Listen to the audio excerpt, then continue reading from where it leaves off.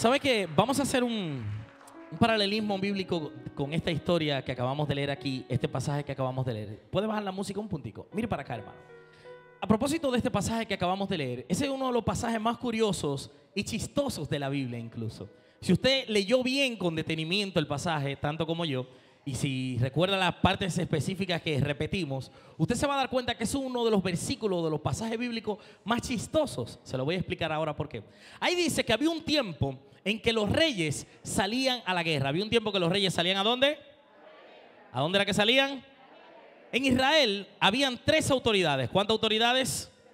Y en el estudio de la hermana que hoy hablaba de Ageo, precisamente, la maestra nos enseñaba de que en el tiempo de Ageo estaba Zorobabel, que era el gobernador, la autoridad política, y estaba también Josué, que era el sacerdote. En Israel habían tres autoridades. ¿Cuántas autoridades? La primera autoridad era el profeta. El profeta era la voz de Dios, era aquel que daba, el que corregía, el que decía la dirección de hacia dónde teníamos que dirigirnos. Ese era el profeta. ¿Cuál era la primera autoridad?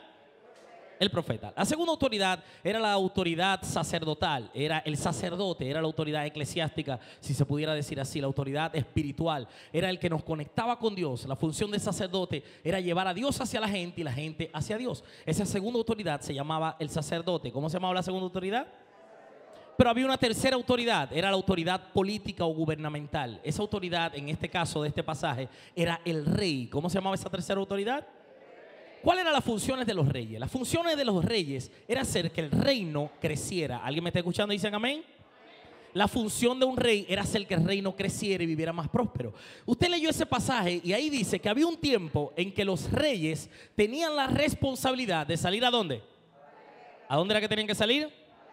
Usted se preguntará igual que yo, ¿para qué esa gente salían a la guerra? Usted ha visto películas, tanto como yo, esas películas como Troya, como 300, muchas de esas películas que muchos hombres iban y peleaban contra otros hombres. Y usted se preguntará, ¿por qué esos hombres arriesgaban su vida a morir unos con otros?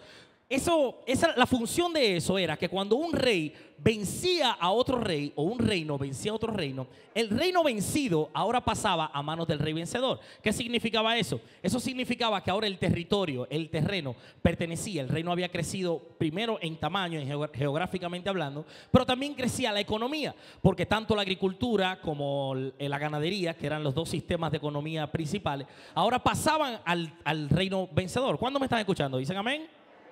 Los minerales y todas las riquezas que tenía ese reino, y aparte de eso los impuestos de ese reino ahora pasaban al reino vencedor. Eso significaba que el rey o el reino que vencía ahora era un reino más próspero, un reino que vivía mejor, un reino que crecía. Esa era la responsabilidad de los reyes. Pero le dije que este pasaje tenía algo gracioso, algo chistoso, y es que este pasaje dice que había un tiempo en que los reyes tenían que salir ¿a dónde?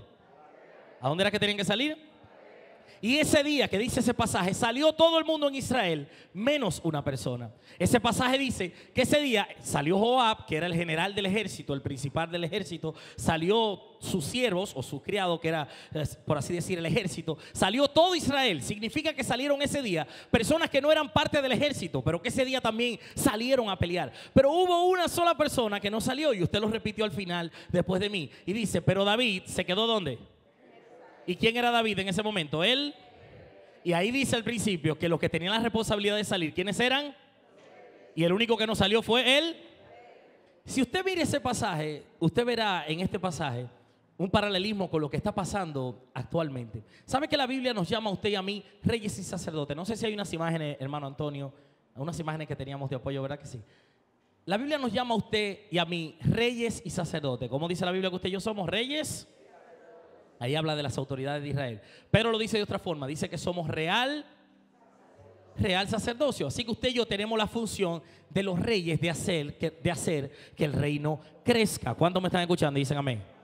Y que así como los sacerdotes, que su función era acercar a Dios hacia la gente y la gente hacia Dios, esa también es nuestra función como iglesia. Hay un tiempo que los reyes debemos de estar saliendo a la guerra. ¿Alguien me está escuchando y dice amén?